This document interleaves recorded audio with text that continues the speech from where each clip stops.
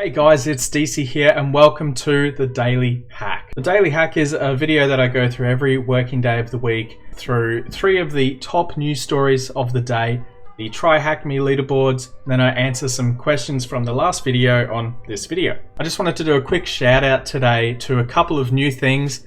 You might have noticed the little join button on my YouTube channel. It's because I have just qualified for YouTube memberships, which is kind of exciting. I haven't really worked out how it all works, but it seems similar to Patreon. You can find a join if you want to become a fan or a super fan or whatever of my YouTube channel. You can click that little button and it'll set you right off into DC Cybersec YouTube channel glory. For anyone who's interested in any other content of mine that's also going out, if you head on over to twitch.tv/muffin_night, you'll see Ange's Twitch channel here, which I make appearances on pretty much every video. So if you have a look at the latest ones, it's basically just me doing random stuff for fun. But yeah, if you want some extra content from me, that's the place to find it. Also, massive thank you to all of the people who have become Patreons in the last week or 2 weeks.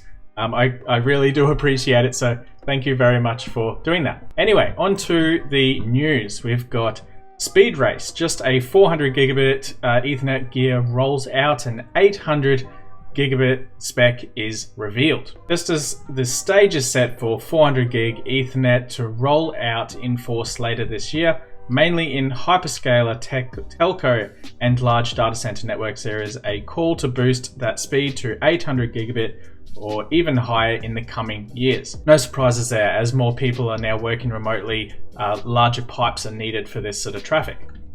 The need for increased speed in data centers and cloud services speeds is driven by many things in the continued growth of hyperscale networks from players like Google, Amazon, and Facebook, but also the more distributed and mobile workloads modern networks support. So similar to what I just said. This month, the Ethernet Technology Consortium, previously known as the 25 Gigabit Ethernet Consortium, announced completion of a specification for 800 gigabit Ethernet this year.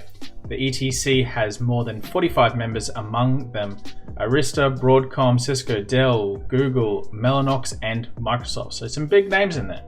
According to the group, the 800 gigabit Ethernet specification introduces a new media access control and physical coding subplayer. It essentially repurposes 2 sets of the existing 400 gigabit Ethernet logic from the IEEE 802.3 BS standard, with a few modifications in order to distribute the data across 8 106 gigabit per second physical lanes.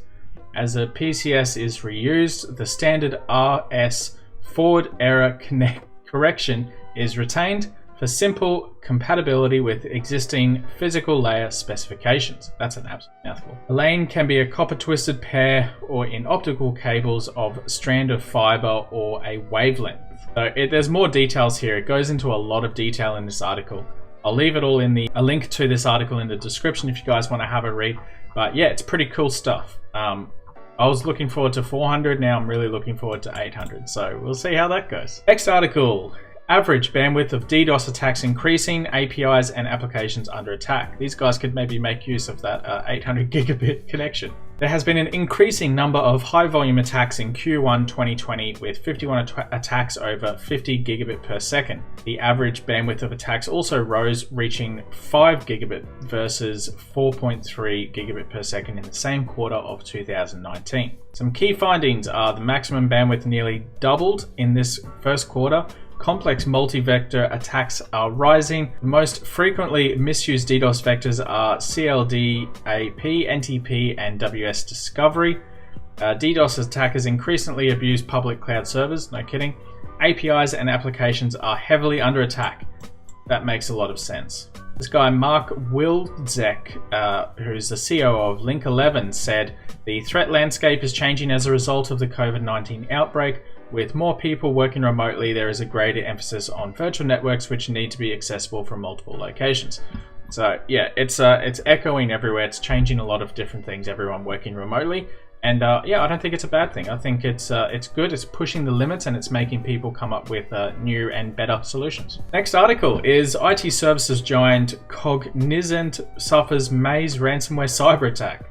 Information technology services giant Cognizant suffered a cyber attack on Friday night, allegedly by the operators of the Maze ransomware. Cognizant is one of the largest IT managed services company in the world with close to 300,000 employees and over $15 billion in revenue. That is absolutely crazy. As part of its operations, Cognizant remotely manages its clients through endpoint clients or agents that are installed on customers' workstations to push out patches, software updates, and perform remote support services. On Friday, Cognizant began emailing their clients stating that they had been compromised and included a preliminary list of indicators of compromise identified through the investigation.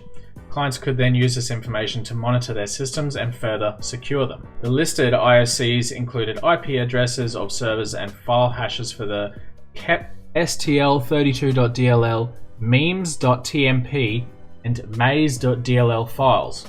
These IP addresses and files are known to be used in previous attacks by the Maze ransomware actors. There was also a hash for a new unnamed file, but there is no further information about it.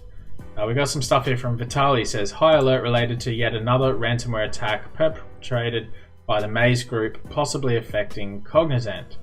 And he's going through and reviewing all the stuff. There's a lot of detail on here about this ransomware and these threat actors. So if you want to have a read, click on the link in the description. Over to TryHackMe and the leaderboards. This month we have ZT3R1 in first place, FreeSol in second place, Nishnav in third place, Dismex73 in fourth place, and Rick Sanchez down in fifth place. We have here Slavko in 43rd place. He's a friend of the channel, and yeah, congratulations, man. That's awesome that you've made it into 43rd place for this month. I'm super proud of you, and I hope you keep pushing all the way up into the top 10. But hats off, well done, mate. Over to the comments section of the last video I did, and we'll have a quick look. So Pranjal Sawalkar has asked, can we buy a Ryzen 5, the 2500U laptop for programming? The answer is yes, you can actually buy any laptop for programming. You don't need to have anything intense. You especially don't need anything with a Ryzen, to be completely honest. But if you want it for, you know, gaming and maybe streaming and cracking hashes and to be able to run virtual machines, then I guess a Ryzen is a pretty useful system to have.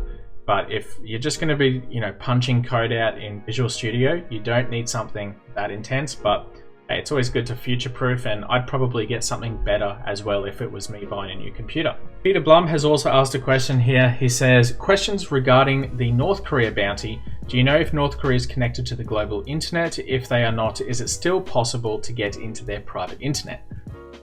Yes, they are connected to the global internet. They do have their own sort of surveillance type system similar to China's Great Firewall. So it's more anyone can sort of get in and they can get out, but it's only to a very limited amount of resources that they can get out to. They obviously don't want their citizens reading about all the news stories going on around the world. They prefer to keep it a little bit more tight and controlled. So yes, they are connected to the global internet, and yes, it's also still possible to get into their own private connection as well. I guess what you would want to do here is find out who these hackers are. That's what the bounty is all about. They want information on these hackers, so I would probably just go through an OSINT of the people involved and just work through the breadcrumbs and get through it that way if it was me trying to claim this bounty.